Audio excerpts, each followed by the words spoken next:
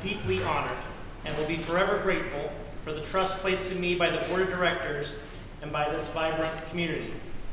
I accept the charge offered by Chairman Dana Dennis and will always strive to serve our students well while advancing the lofty ideals of this exceptional college. I add my welcome today to all of you who are in attendance, to our wonderful, dedicated board of directors who give of their time and their treasure to support our students, all the delegates from other institutions that have traveled such a great distance, so much of the community that has so warmly embraced us as we've arrived here in Painesville, our dedicated, fabulous faculty, extremely talented and caring about our students, our staff who work many hours to care for all of us and make sure the campus runs, and to our beloved students for whom all of this exists. We're so grateful that you've chosen Lake Erie College for your studies. And most especially to my family, who've been there for me always, and I'm so excited to have them here to share with us today. But this is a momentous day in the life of Lake Erie College. Together, we embark on only the 12th presidency in over 160 years. That makes today an appropriate time to pause and reflect upon who we are and upon the rich history and remarkable traditions that truly make our college uniquely distinctive in the crowded, tempestuous horizon of higher education. For more than its first century, Lake Erie College was only open to women, modeled after one of the most illustrious of the Seven Sisters, Mount Holyoke. It prepared young women for their futures. The founders, all citizens of Painesville, donated the land and initial dollars to incorporate the college. The first faculty were all women. The founders argued that the great interest of civilization will be safe once women have their opportunity to become educated. Their liberal arts curriculum would look somewhat familiar to our students today, with required subjects including mathematics, history, science, philosophy, literature, art, music, and language. Now, Lake Erie College has a long history of trials as well as triumphs, but has successfully faced each trial with a spirit of innovation, adapting and reinventing itself each time. The addition of graduate courses of study, the admission of men, and a move to Division II of the NCAA while adding new athletic teams are all examples of adapting to meet the needs of students, as well as changing in order to survive and thrive.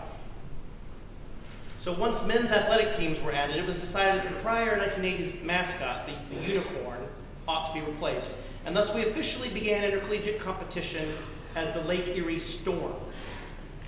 I sometimes hear students today reminding each other affectionately to rage on in contexts all over campus. This Storm name is not without a little bit of controversy. Do we really want to be identified as the Storm?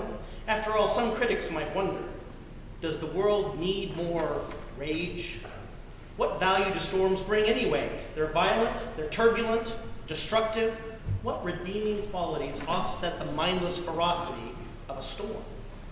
Well, it's very clear that these are stormy times in higher education, whether it be the declining support of the liberal arts nationwide, rising tuition costs, the unhealthy commodification of college courses, the misguided insistence that return on tuition investment be demonstrated only through employment statistics, the well-meaning accountability movement that reduces success only to quantifiable metrics, or the damage done to higher education by allowing corporate customer service paradigms to infiltrate and corrupt what is noble and good about the true avocation, which is to graduate critical thinkers, lifelong learners, and to help students become their best selves, leading lives of significance. The landscape is stormy out there. So I've been thinking about our place in all of this. And upon reflection, I conclude that the Lake Erie College Storm is the perfect name for who we are and for what we do here so well, perhaps better than anywhere else in the country. The learning at Lake Erie College is a storm. You will be a changed, transformed person once you experience our curriculum. Author Haruki Murakami wrote this reminder: when you come out of the storm, you won't be the same person who walked in. That's what the storm's all about.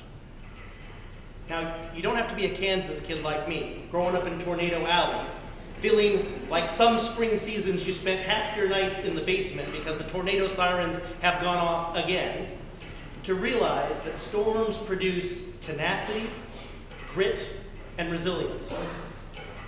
Charles Caleb Colton, an English writer, mused during the dawn of our republic that times of great calamity and confusion have ever been productive of the greatest minds. The purest ore is produced from the hottest furnace, and the brightest thunderbolt is elicited from the darkest storm. You, current students, like the thousands of Lake Erie College alumni before you, will emerge from the storm and be empowered for your life and for your careers. Because what employers really want in survey after survey, year after year, is someone who thinks critically, reads and retains swiftly, writes elegantly, speaks clearly, works on teams effectively, behaves ethically, serves others joyfully, and solves problems creatively. The specific tasks for most jobs can be learned on the job, or in law school, or medical school, or through internships and co-ops. And chances are, you'll change jobs, firms, even whole industries multiple times in your professional life. Versatility will serve you best of all. This liberal arts education will empower students to become people of strength.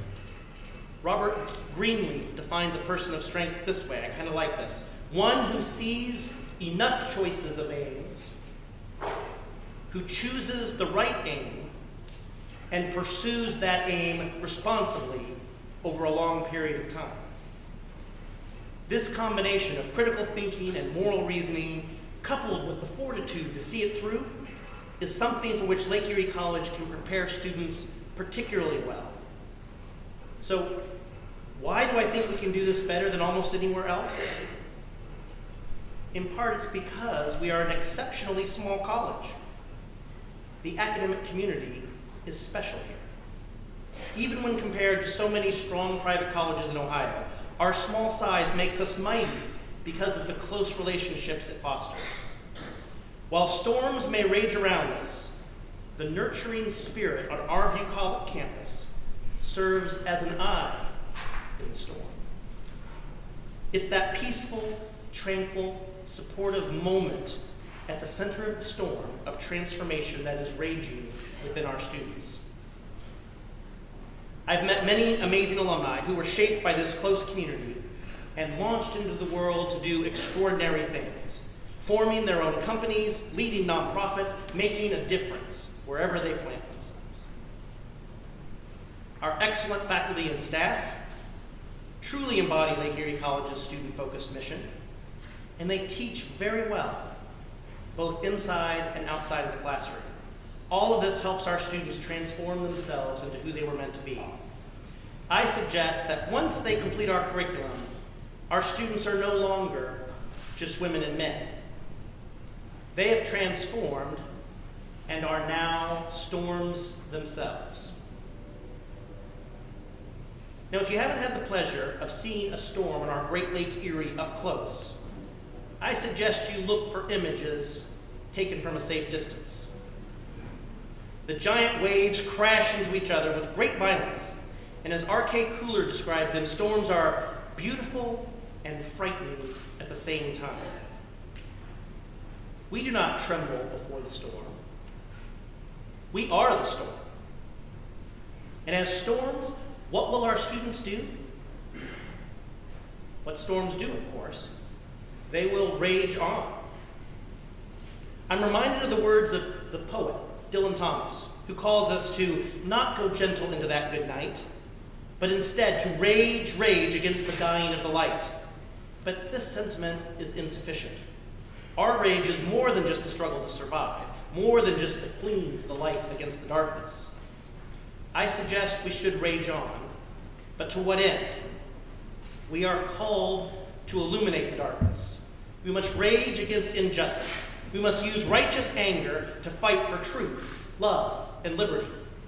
This rage is essential for our society to make progress. Abolitionist Frederick Douglass, tireless fighter for social justice and human rights for all Americans, argued this: "It is not the light that we need, but fire. It is not the gentle shower, but thunder. We need the storm, the whirlwind, and the earthquake."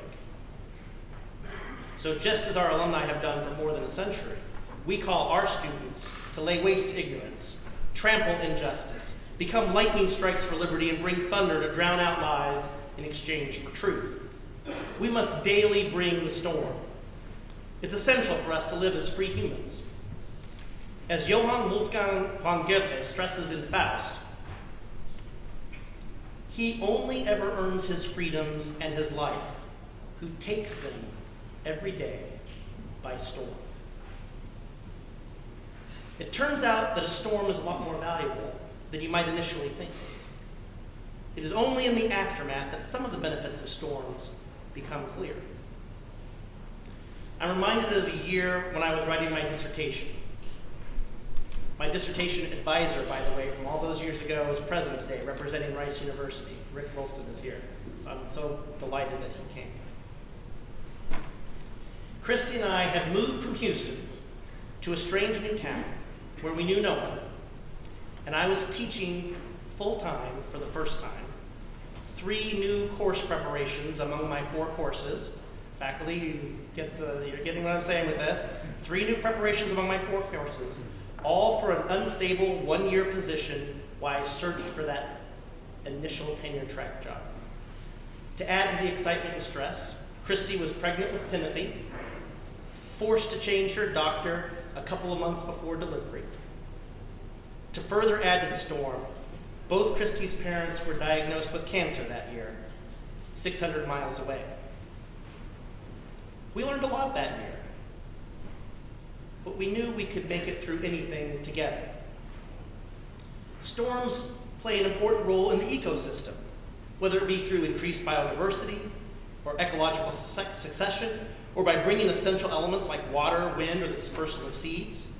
They often force us to focus on the important in the face of the urgent. In some ways, they are the great equalizer and force us to find shared humanity through common struggle. They give us a chance to aid a neighbor, or sometimes the more instructive moment of allowing a neighbor to help us. The benefits are many. So, students, embrace that you are the storm. Take your chosen profession by storm. Bring the storm to fight for just causes. Find the hope and promise within each storm by finding the rainbows. Don't forget who we are or from where we have come. Together, we will be successful in shaping these young storms to unleash upon the world. Now, this year has already seen a storm surge in momentum for the college. Whether it be the exciting growth of our new environmental science major and its research center, the addition of the Western writing discipline at our very distinctive equestrian center, the discussion surrounding the important empowerment philosophy by our faculty, the new Presidential Task Force on Diversity and Inclusion, the new Anchor Institutions partnership with Lakeland Community College, our new location on the west side of Cleveland for our illustrious MBA, our new efforts to revitalize the arts and again become a cultural hub for the region, the internships and experiential learning and all the expanding efforts there, our Pathways to Success Retention Initiative, the tremendous success of our first cohort of our very competitive Physician's Assistant Graduate Program. We have already begun our new strategic planning process so that together we can shape the future of the college. We have a lot happening, and it is just the beginning. A recent U.S. president closed his inaugural address with these words: "With hope and virtue, let us brave once more the icy currents and endure what storms may come." I am confident that as our founders hoped in 1856, when one looks to our graduates, they too will know that the great interest of civilization will be safe. May God bless our endeavors, preserve and protect Lake Erie College. Thank you.